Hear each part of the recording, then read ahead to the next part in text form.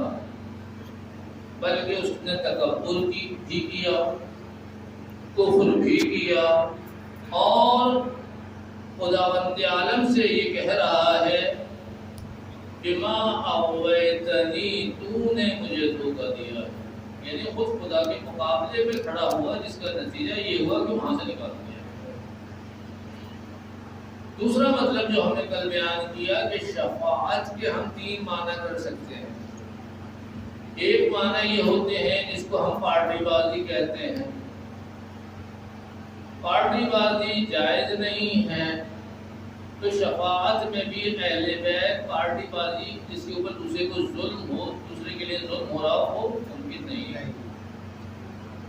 دوسرے معنی یہ تھے کہ آپ بچے کو لے کے جاتے ہیں داخلے کے لیے، اس کے نمبر کم ہے تو داخلہ نہیں ہو سکتا، آپ کہتے ہیں کوئی اور راستہ ہے تو کہتے ہیں ہاں ایک راستہ اور ہے، اگر اتنی آپ یونیورسٹی کو ڈونیشن دیں گے، پیسے دیں گے، تو یہ کوٹا اس کا بھی موجود ہے، تو آپ اپنی جیب سے پیسے دیتے ہیں اور اس کے اوپر اس کو داخلہ دیا جاتا ہے۔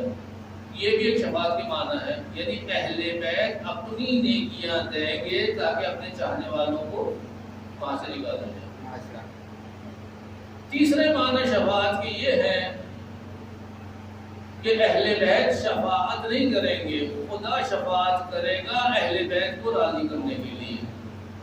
وَلَسَوْفَ يُعْطِيكَ رَبُّكَ فَتَرْضَىٰ، کہ خدا حشر برپا کرے گا کہ اہل بیت نے دنیا میں خدا کو راضی کیا ہے، آخرت میں خدا اہل بیت کو راضی کرے گا اس طریقے سے کہ ان کے چاہنے والوں کی شفاعت کرے گا۔ یہ دوسرا مطلب تھا۔ تیسرا مطلب یہ ہے کہ مومن اور کافر میں کیا فرق ہے۔ مومن اور کافر میں کیا فرق ہے؟ سورہ محمد صلی اللہ علیہ وسلم کی آیت نمبر 11، ذَلِكَ بِأَنَّ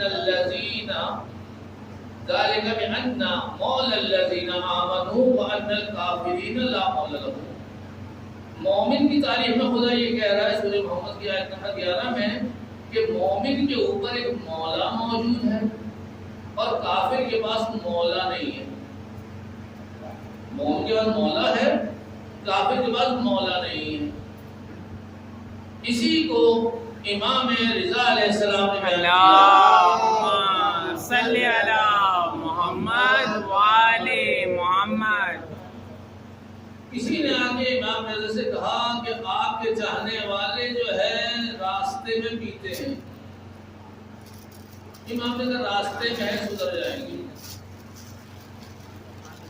امام اب وہ کہتے ہیں مولا میری مراد یہ ہے کہ کھلے عام ہی پی رہے ہیں، راستے کی وجہ سے نہیں ہے۔ امام نے کہا اصحاب رسول بھی پیتے تھے نبیذ، کہا مولا میری مراد نبیذ نہیں ہے، آپ کے چاہنے والے کھلے عام شراب پیتے۔ لیکن امام کتنا چھپانے کی کوشش کر رہے ہیں، وہ اصرار کر رہا ہے۔ امام نے کہا اچھا کوئی بات نہیں، ان کے اوپر ایک امام رؤوف موجود ہے، ایک رسول عطوف موجود ہے، ایک رب غفور موجود ہے۔ یعنی ان کا امام ان کو بچانے کی کوشش کرے گا، ان کا رسول ان کو بچانے کی کوشش کرے گا، ان کا خدا ان کو بچانے کی کوشش کرے گا۔ تم بتاؤ تم جاؤ گے تو کیا ہوگا؟ دیکھیے کہ مومن کی تعریف میں کیا کہا کہ مومن کے اوپر ایک مولا موجود ہے جو اس کی رکھوالی کر رہا ہے، اور کافر کے اوپر مولا موجود نہیں ہے۔ جنگ ہو رہی ہے مسلمانوں میں اور ابو سفیان میں۔ ابو سفیان نے نعرہ لگانا شروع کیا، لَنَا الْعُزَّىٰ وَلَا الْعُزَّىٰ لَكُمْ، ہمارے پاس عزا بت ہے جو تم لوگوں کے پاس نہیں ہے، مسلمان کے پاس نہیں ہے۔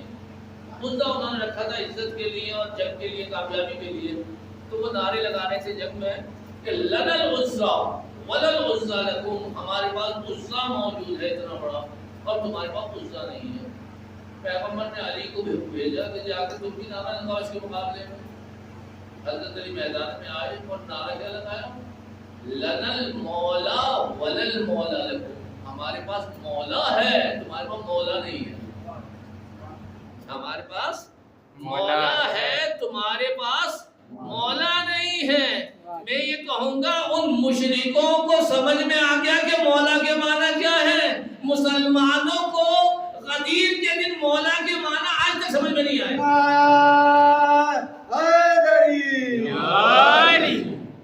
یہ جو سب مسلمانوں میں رائج ہے کہ پیغمبر زلفوں والے تھے، اس کا اصل قصہ کیا ہے؟ اس کا اصل قصہ یہ ہے کہ پیغمبر 1 سال پہلے حج کے لیے گئے تھے اور حج کی اجازت نہیں بھی دی فتح مکہ سے پہلے۔ پیغمبر سلو کر کے واپس چلے گئے اور پیغمبر نے یہ کہا کہ اگلے سال تک کیونکہ ہمیں حج میں آنا ہے، ہم بال نہیں کٹوائیں گے۔ پوری زندگی پیغمبر عام طریقے سے بال کٹواتے رہے، لیکن آخری سال میں کیا کیا پیغمبر نے کہ ہم حج پہ گئے تھے، حج نہیں ہوا ہے، اس سال ہم بال نہیں کٹوائیں گے۔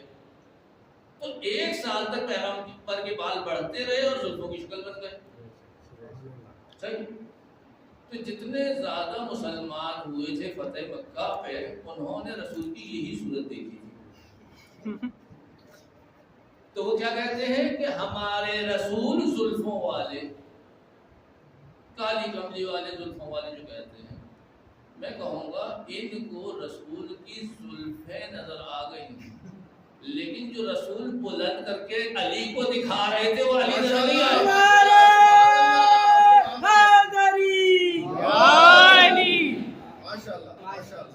ان کو رسول کی زلفیں نظر آ گئی، لیکن علی نظر نہیں آئے جن کو پیغمبر دکھا رہے تھے۔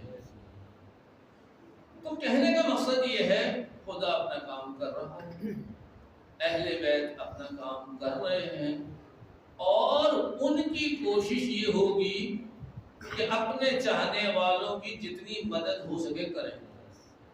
شیطان کی ناک جتنی رگڑنا چاہتے ہیں رگڑ سکیں۔ ایک اور بھی روایت آپ کے سامنے پیش کر دوں، اسی جیسے درود پڑھے محمد صلی اللہ محمد وآلہ محمد۔ ایک شخص آیا امام سے کہہ رہا ہے کہ مولا آپ کے چاہنے والے بہت گناہ کرتے ہیں۔ امام نے فرمایا انشاءاللہ مرنے سے پہلے توبہ کر لیں گے۔ مولا توبہ کہاں کرتے ہیں، یہ تو ایسے ہی ہے۔ کہا ان کے مال میں کوئی نقصان ہوگا خدا معاف کر دے گا۔ تو بڑے ہٹے کٹے ہیں، مال میں نقصان ہوگا، مال بہت ہے، جسم میں نقصان ہوگا کہ بڑے ہٹے کٹے ہیں۔ کہا نہیں مال بھی بہت ہے، صحت بھی بڑی اچھی ہے۔ کہا اولاد میں کوئی مشکل پیش آئے گی خدا معاف کر دے گا۔ کہا اولاد بھی بہت اچھی ہے۔ کہا ان کو کوئی بیوی مل جائے گی تنگ کرنے والی، ان کے گناہ خدا معاف کر دے گا اس کی وجہ سے امتحان میں۔ کہا بیوی بھی بہت اچھی ہے۔ امام فرماتے ہیں بالآخر تم کہنا کیا چاہتے ہو؟ تم کہنا کیا چاہتے ہو؟ کیا ہم اپنے چاہنے والوں کو چھوڑ دیں گے؟ اگر تم جیسوں کی ناک رگڑنے کے لیے بھی ان کو لے کے جانا پڑا تو لے کے جائیں گے جنت میں۔ تو اہل بیت نے، خدا نے تو اپنا کام پورا کیا ہوا ہے۔ اس لیے میں نے عرض کی کہ آخر میں جہنم میں جو بچنے والے ہیں ان کے 2 نام میں نے دیکھے ہیں، یا وہ دشمن خدا ہے یا دشمن علی۔ باقی جس کے دل میں بھی ذرہ برابر علی کی محبت تھی، جس کے دل میں بھی ذرہ برابر بھی ایمان ہوگا، اس کو ہم بچا کے لے آئیں گے چاہے کتنا وقت لگے۔ تو آخر میں جہنم میں کون بچیں گے؟ یا شیطان بچے گا یا شیطان کے استاد بچیں گے؟ آخر میں جو شیطان میں جو بچنے والے ہیں ہمیشہ کے لیے، شیطان ہے اس کے استاد، باقی کوئی بچنے والا نہیں ہے۔ اب سوال یہ ہوتا ہے کہ اہل بیت تو اپنا کام کر رہے ہیں، جنت کے لیے انہوں نے کہا کہ ہم تمہارے لیے پوری تیاری کر چکے ہیں، ہماری ذمہ داری ہے، ہماری ذمہ داری ہے۔ اگر آپ کہتے ہیں ہم اہل بیت کے چاہنے والے جنت مل گئی تو ہمیں کیا پریشانی ہے؟ میں نے کہا سارے پاگل جنت میں جائیں گے، اگر آپ بھی ان کے ساتھ جنت میں بیٹھے ہوئے تو پاگل آپ کو دیکھ کے ہنسیں گے نہیں کہ ہم تو پاگل تھے، ہم بھی جنت میں آ گئے، اور یہ اپنے آپ کو عقل مند کہتے تھے، یہ بھی ہمارے ساتھ ہے۔ کچھ تو فرق ہونا چاہیے نہیں ہونا چاہیے؟ یا آپ بھی چاہتے ہیں کہ نہیں ہم بھی پاگلوں کے ساتھ رہ لیں گے کہ پاگل والی جنت مل جائے گی ہمیں، ہم بھی چلے جائیں گے اس کے اندر؟ یا کچھ چاہیے یا مرتبہ چاہیے؟ مرتبہ سے مراد کیا ہے؟ ہم چاہتے ہیں کہ اصحاب امام حسین کے ساتھ محشور ہوں، ہم چاہتے ہیں کہ اصحاب امام زمانہ علیہ السلام کے ساتھ محشور ہوں، ہم چاہتے ہیں کہ ائمہ کے ساتھ محشور ہوں۔ وہ جب ان کے ساتھ محشور ہونا چاہتے ہیں تو ان کے لیے ہمیں کیا کرنا چاہیے؟ عام علماء جو تقریریں کرتے ہیں اتنا مشکل بیان کر دیتے ہیں کہ سامنے والا سمجھنا بھی چاہتا ہے تو نہیں سمجھ پاتا۔ پہلا مطلب میں یہ بیان کروں گا کہ آپ کو کوئی اضافی کام کرنے کی ضرورت نہیں ہے۔ اگر کمال پہنچانا ہے اضافی کام کی واجبات محرمات، جو خدا نے واجب قرار دیے اس کو انجام دیے، جو خدا نے حرام کہا ہے اس سے بچ جائیے، آپ سب سے بڑے عابد و زاہد کہلائیں گے خدا کے نزدیک۔ سبحان اللہ۔ یعنی جو کہتے ہیں نا یہ کریں وہ کریں، میں اس کی بات کرتا ہوں۔ تھوڑا سا سمجھانے کے لیے ایک چیز سمجھا دوں آپ کو۔ بسم اللہ۔ میں نے آبا جعفر مرحوم صاحب سے ایک سوال کیا، اسم اعظم کس کو کہتے ہیں؟ مسکرائے، کہنے لگے ایک عالم کے پاس کوئی آیا اور کہنے لگا اسم اعظم بتا دو۔ انہوں نے کہا یہ آیت ہے 1.25 لاکھ دفعہ پڑھنا۔ کہنے لگے مولوی صاحب نے تو ہمیں بیوقوف بنانے 1.25 لاکھ بہت پڑھتا ہے۔ وہاں سے باہر نکلے، کتے پیچھے لگ گئے۔ اب جب کتے پیچھے لگے ان کو کچھ یاد ہی نہیں آ رہا، اسم اعظم سے کمال پہ تو بعد میں پہنچیں گے، پہلے جان تو بچا لیں۔ تو وہی آیت جو یاد تھی پڑھی، کتے واپس چلے گئے۔ ان کو بڑا تعجب ہوا، مولوی صاحب نے بتایا تو صحیح ہے۔ واپس آئے مولانا کے پاس کہ مولانا آپ نے اسم اعظم صحیح بتایا ہے، 1.25 لاکھ غلط بتایا ہے۔ کہا ہوا کیا؟ کہ یہ قصہ ہوا۔ کہا بات تو تمہاری صحیح ہے کہ اسم اعظم کو ایک ہی دفعہ میں اثر کرنا چاہیے، میں نے 1.25 لاکھ اس لیے بتائے تھے کہ شاید تم آدم بن جاؤ اور اسم اعظم اثر کرے۔ کتوں نے تمہیں آدم بنا دیا، اسم اعظم نے اثر کیا۔ سبحان اللہ۔ بات سمجھ میں آئی کہ راستہ چھوٹا سا ہے، ہم اس کو مشکل بنا دیتے ہیں۔ راستہ چھوٹا سا ہے، لوگ اس کو مشکل بنا دیتے ہیں۔ ایک شخص پیغمبر کے پاس آتا ہے، یا رسول اللہ مجھے دین بتائیے۔ پیغمبر نے صحابی کے پاس بھیجا، اسے یہ کہا تو مجھے سمجھ میں آ گیا، خدا حافظ، مجھے سمجھ میں آ گیا، خدا حافظ۔ اب وہ کہہ رہا سنو سنو اور بھی دنوں سے نہیں سمجھ میں آ گیا مجھے کافی۔ یہ آئے پیغمبر سے شکایت کرنے، یہ کیا شاگرد بھیجا تھا بھاگ گیا؟ کہ کیا ہوا؟ تو ایک آیت میں نے پڑھی تھی، وَمَن يَعْمَلْ مِثْقَالَ ذَرَّةٍ خَيْرًا يَرَهُ۔ خدا دیکھ رہا ہے۔ پیغمبر فرماتے ہیں تعجب ہے اس شخص کے اوپر کہ ایک آیت سے پورا دین سمجھ گیا۔ جاہل آیا تھا، رجع فقیہن، فقیہ بن کر واپس گیا ہے۔ تو میں یہ کہوں گا کہ پیغمبر نے اس شخص کو پڑھنے کے لیے نہیں بھیجا تھا، پیغمبر نے اس شخص کو اس کے بعد بھیجا تھا کہ پڑھنے والے سمجھنے والے ایسے ہوتے ہیں۔ تم میرے پاس بیٹھے رہتے ہو، تمہیں سمجھ میں نہیں آتا، تم میرے پاس بیٹھے ہو تمہیں سمجھ میں نہیں آتا ہے، سمجھنے والے ایسے ہوتے ہیں، ذرا سی بات سے سمجھ میں آ جاتے ہیں۔ اور محمد والے محمد اللہم صلی علی محمد والے محمد۔ یا علی درود محمد والے محمد پر صلوات۔ اللہم صلی علی محمد والے محمد۔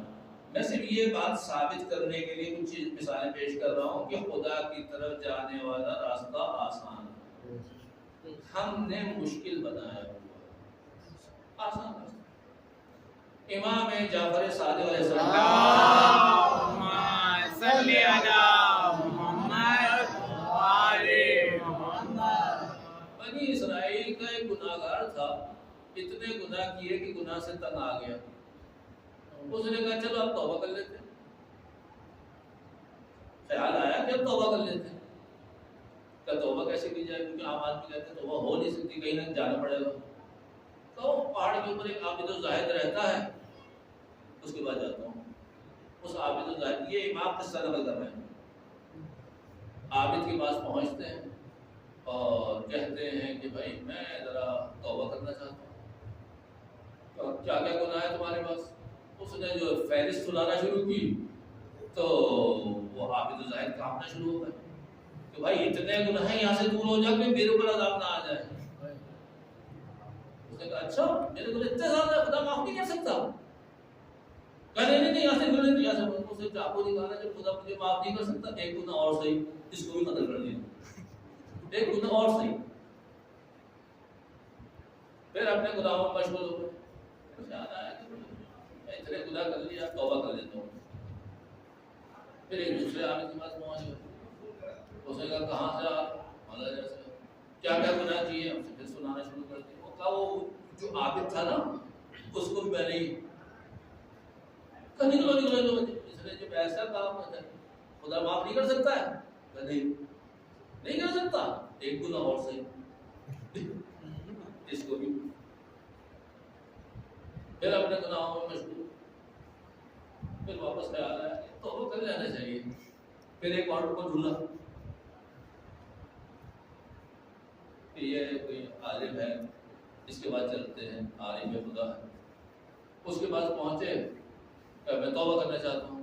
اب میرے پاس کیوں آئے؟ توبہ کرنے کی، توبہ تمہارا اور خدا کا معاملہ ہے، مجھ سے کیا تعلق ہے؟ کہا میرے بڑے بڑے گناہ ہیں۔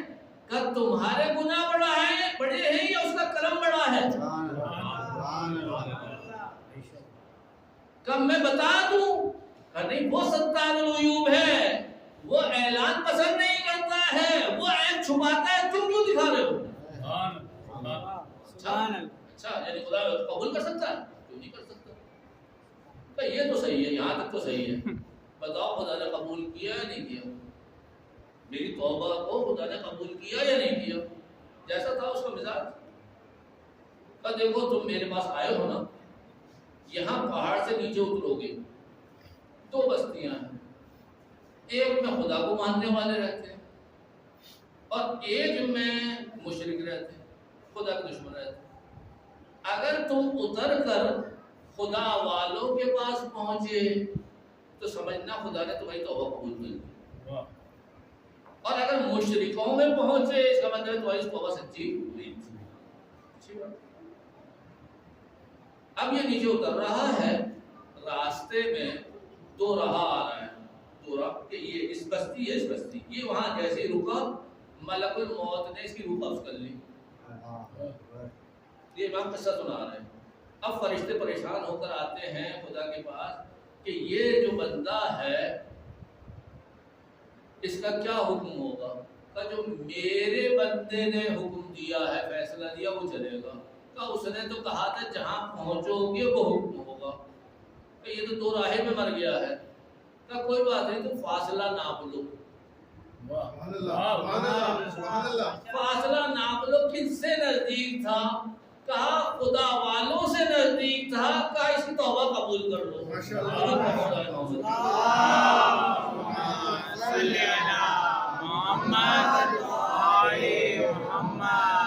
ہمارے ایک استاد تھے، وہ کہنے لگے کوئی راستہ چھوٹا بڑا نہیں تھا، فرشتے جب ناپنے گئے خدا نے خود چھوٹا کر۔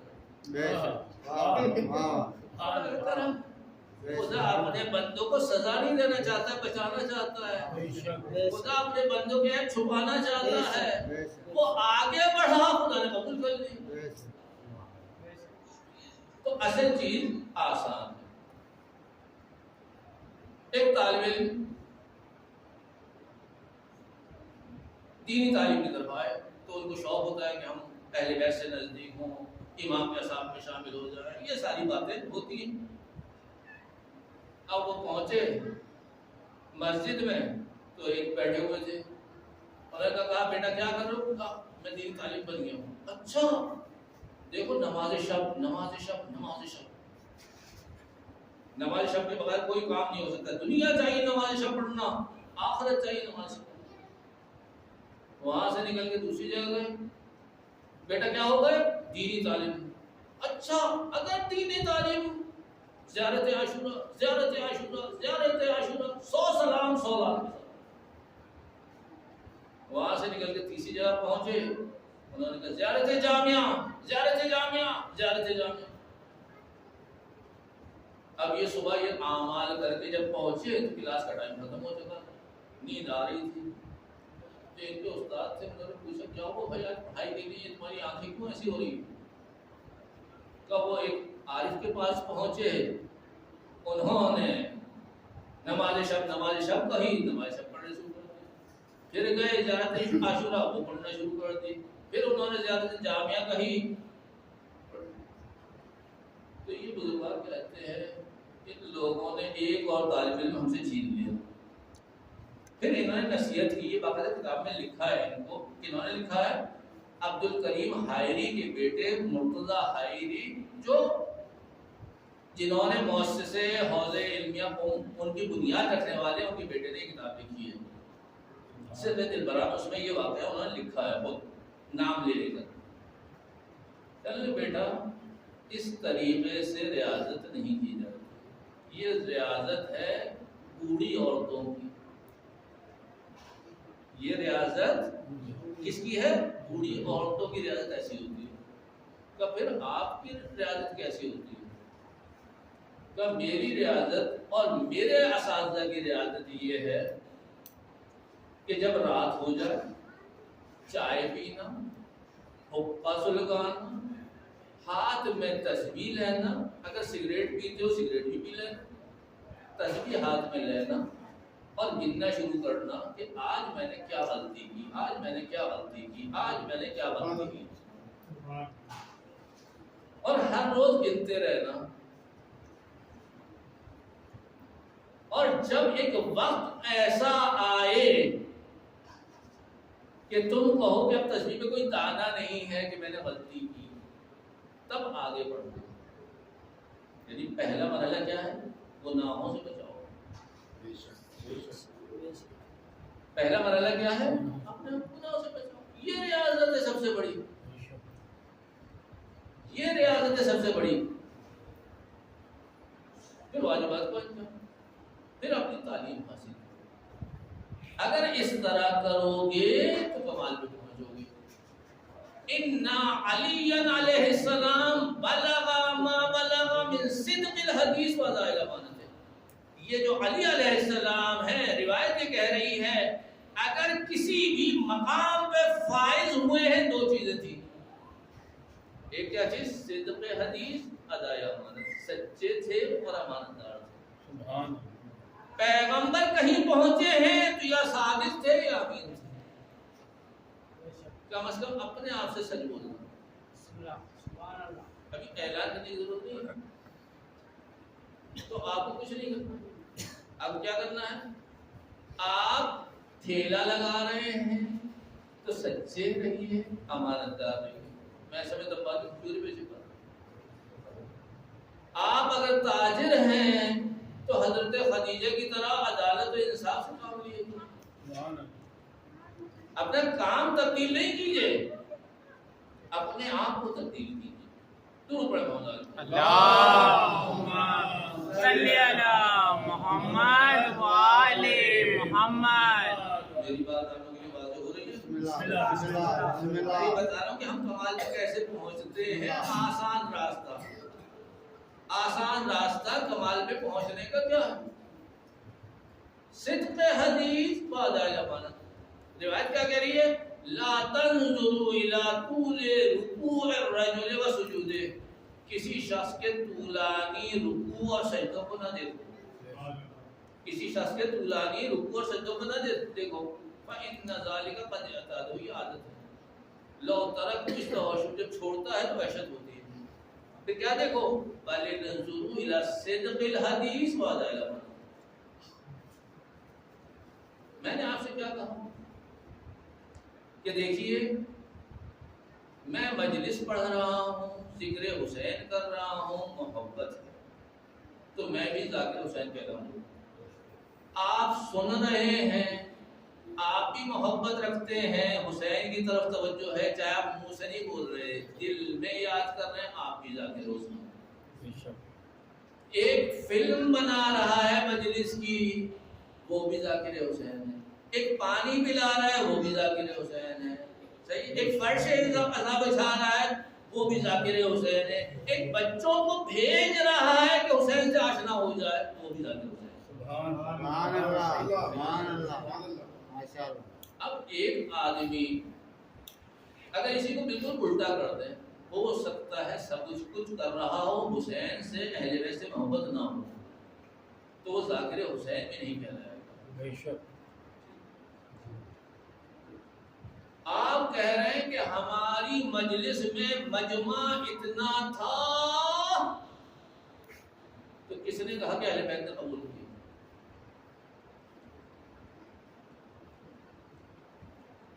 آپ کہہ رہے ہیں ہماری مجلس میں کوئی نہیں تھا، میں اکیلے مجلس پڑھا رہا تھا، جناب سیدہ نے قبول کر لیا، یہ ممکن؟ بے شک۔ یہ ممکن؟ بے شک۔ ایک خاتون آئی جواد کربلائی نجف کے بڑے ذاکر تھے ان کے پاس، یہ واقعہ میں نے پہلے پڑھا ہے آپ کے لیے، کہ ہمارے گھر مجلس پڑھ دیجیے۔ اب بہت بڑے خطیب تھے، آئے دیکھا کہ وہ دو چار بوڑھیاں بیٹھی ہوئی، اب انہوں نے کہا یہاں کیا مجلس ہوگی، فی الحال مجلس پڑھ کے واپس گئے۔ پھر دوبارہ انہوں نے بلایا تو انہوں نے ایک بہانہ کر دیا، بھائی فرصت نہیں۔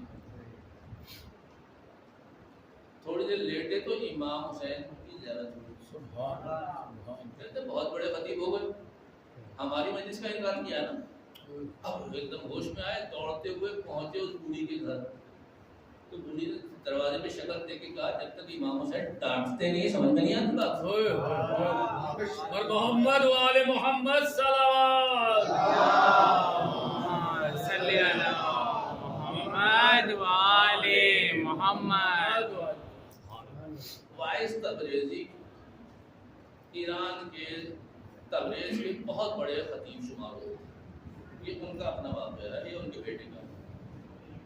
اتنے بڑے خطیب تھے کہ بقرعید سے ان کی بکنگ شروع ہوتی تھی، 18 ذی الحجہ سے، اور اول محرم تک ان کی بکنگ پر ہو جاتی تھی۔ ایک خاتون آئی ان کے پاس مجلس پڑھنے کے لیے،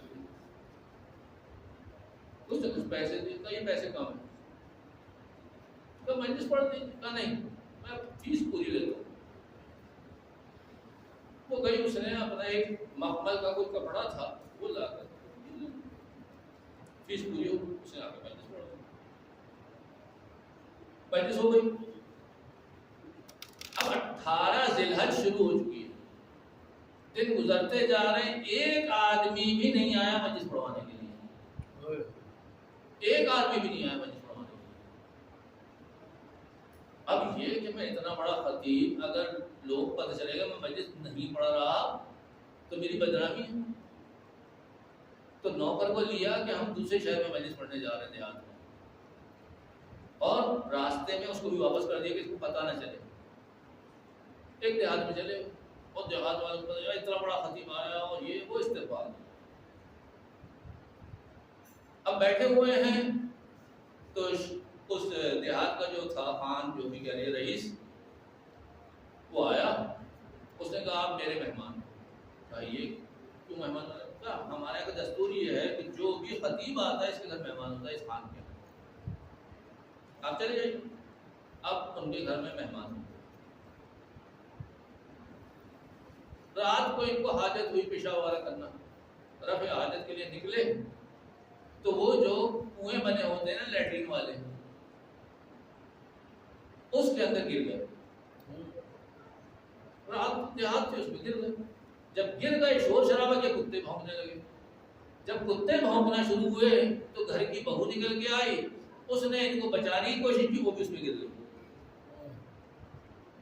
اب بڑی مشکل سے وہاں سے نکل کے آئے، پہلے جس کے گھر میں گئے تھے اس نے کہا بھائی یہ خان ہے، اگر اس کو پتا چلا کہ اس کی بہو تمہارے ساتھ وہاں گری تھی تو قتل سے کم کی بات نہیں کرتا ہے،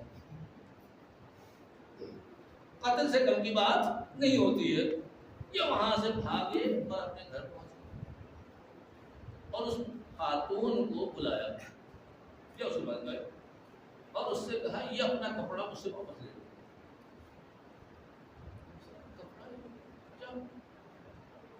ہوا کیا کہ جب سے میں نے تم سے کپڑا لیا ہے میری یہ حالت ہے. تو وہ خاتون رونے شروع ہو گئی کہ تم کیوں رو رہی ہو؟ رونا تو مجھے چاہیے. کہا میں مولا کی غیرت پہ رو رہی ہوں کہ میرا ایک کپڑا آپ کے پاس برداشت نہیں ہوا کہ رک جائے. تو کربلا میں کیسے حسین نے تحمل کیا؟ تو یہ میں بتا رہا ہوں کہ امام حسین اہل بیت کی طرف خدا کی طرف جانے والا راستہ بہت نزدیک ہے. ان الراحل الیک قریب المسافہ. تم نیت کر کے دیکھو باقی کام ہمارا ہے.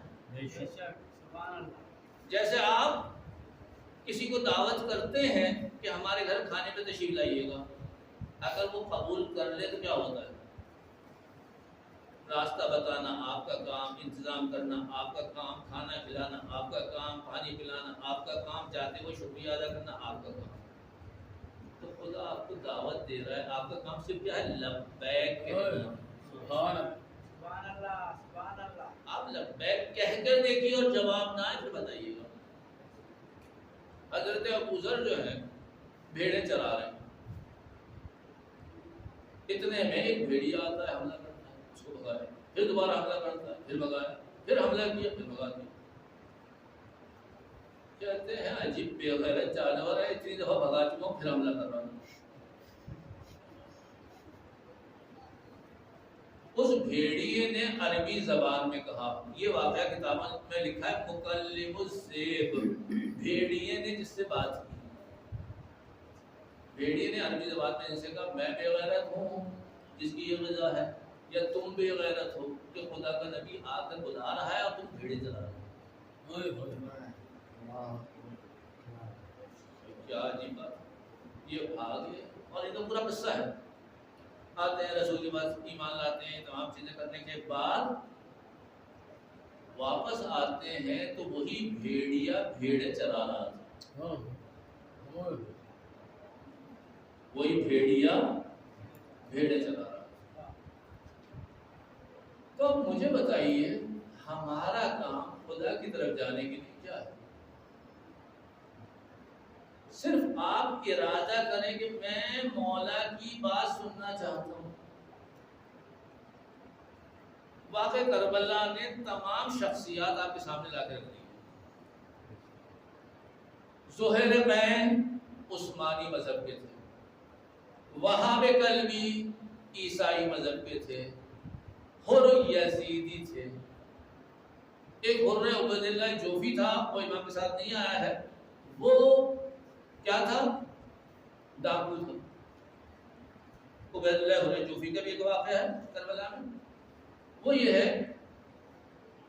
امام حسین جا رہے ہیں اور اسی کے خیمے میں پہنچتے ہیں عبید اللہ حر جوفی کے. میں نے اس کی عبارت بھی لکھی ہے، عبارت جو آئی ہے. اس کو آپ بلاتے ہیں کہ یبن الحر، یہ حر جو ہم جو حر پڑھتے ہیں وہ نہیں ہے، یہ دوسرا والا حر، یہ راستے میں ملا. فعلم، اے حر جان لو، ان اللہ عز وجل مواخذک بما کسبت واسلفت. تم نے جو حرکتیں کی ہیں نا خدا اس کی سزا دے گا. پہلے تمہاری اتنی غلطیاں ہیں، امام بتا رہے تم ڈاکو ہو نا، تمہاری یہ حرکتیں ہیں خدا سزا دے گا. من الذنوب فی الایام الخالیہ، اس سے پہلے والے جو دن گزرے یہ تمہارے سارے گناہ ہیں. وَأَنَا عَدْتُكَ فِي وَقْتِهَا، میں دعوت دے رہا ہوں، میں دعوت دے رہا ہوں، میں تمہیں دعوت دے رہا ہوں، میرے پاس آ جاؤ. تو کیا ہوگا؟ نتیجہ کیا ہوگا؟ إِلَىٰ تَوْبَةٍ، تمہاری توبہ بھی ہو جائے گی. وَتَغْسِلْ بِهَا مَا عَلَيْكَ مِنَ الذُّنُوبِ، جتنے تمہارے گناہ ہیں یہ دعوت قبول کرتے ہی دھل جائیں گے. آپ کیا کریں؟ جتنے گناہ ہیں تم دعوت قبول کر لو میری، تمہارے سارے گناہ دھل جائیں گے. وَعَدْعُوكَ إِلَىٰ نُصْرَتِنَا، ہماری مدد کرو، جنگ میں ہماری مدد کرو. اہل بیت فَإِن كُنْتَ قَدْ کیا ہے بخلت علینا بنفسک، اگر تم یہ کام نہیں کر رہے ہو۔ اس نے کیا کہا تھا؟ مولا میں تو نہیں آ سکتا، آپ میرا گھوڑا لے لیجئے اور تلوار لے لیجئے، بڑی اچھی تلوار ہے، بڑا اچھا گھوڑا ہے۔ امام فرماتے ہیں اگر تم نہیں آنا چاہتے، اپنے نفس سے بخل کر رہے ہو، فلا حاجت لنا فی شیء من ذلک، ہمیں کائنات کی کوئی چیز نہیں چاہیے، کائنات ہماری ہے، بے شک ہمیں کوئی گھوڑا تلوار نہیں چاہیے، ہمیں تمہاری ضرورت ہے، ہم تمہیں دعوت دے دیں۔ اگر تم آ رہے ہو تو ہمیں گھوڑا بھی قبول ہے، گھوڑے کی وجہ سے نہیں، تمہاری محبت ہے، ہمیں تلوار بھی قبول ہے، تلوار کی وجہ سے نہیں، تمہاری وجہ سے۔ اگر تم آ رہے ہو تو تمہاری وجہ سے تمہاری مجلس بھی قبول ہے، تمہاری فرش عزا بھی قبول ہے، تمہارا ماتم بھی قبول ہے، تمہارا گریہ بھی قبول ہے۔ لیکن اگر تم ہماری طرف نہیں آ رہے تو ہم کسی چیز کے محتاج نہیں، کائنات ہماری، یہ نہیں آیا، میں چھوڑ گیا، یہ نہیں آیا۔ امام کہاں گئے؟ اس کے دروازے پر گئے، خیمے میں گئے بلانے کے، نہیں آیا، کوئی بات نہیں۔ عمر ساتھ امام کا بچپن کا دوست، امام نے کہا تمہیں کیا چاہیے؟ کیا مجھے رائے کی حکومت چاہیے؟ کیا وہ تمہارے نصیب میں نہیں؟ تمہیں جتنا مال چاہیے میں دوں، کہا نہیں مجھے رائے کی حکومت چاہیے، کہا وہاں کی گندم تمہارے نصیب میں نہیں ہے، کیا میں جو کھا لوں؟ مذاق پایا میں، نتیجہ کیا ہوا؟ واقعہ کا خلاف دیکھ لیں، اس کو ملی یہ چیز نہیں ملی۔ وہاں پہ کلبی کو دیکھ لیجیے،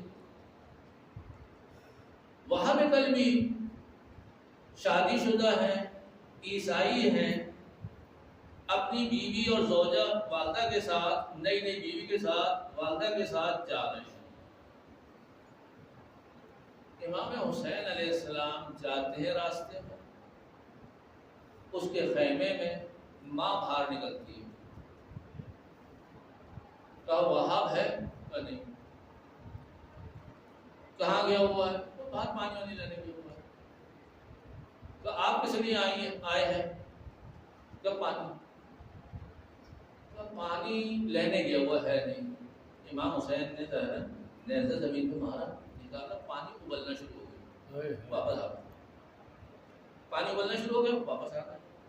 جب وہاں پہ کلبی پہنچتے ہیں ماں کے پاس، تو ماں کہتی ہیں کہ آج ہمارے دروازے پر ایک سائل پانی مانگنے آیا تھا، وہ عجیب بادشاہ تھا جس کی ٹھوکر پہ پانی تھا، پانی مانگ رہا تھا، چلو اس کی طرف چلتے ہیں۔ اور یہ آئے ہیں امام صاحب،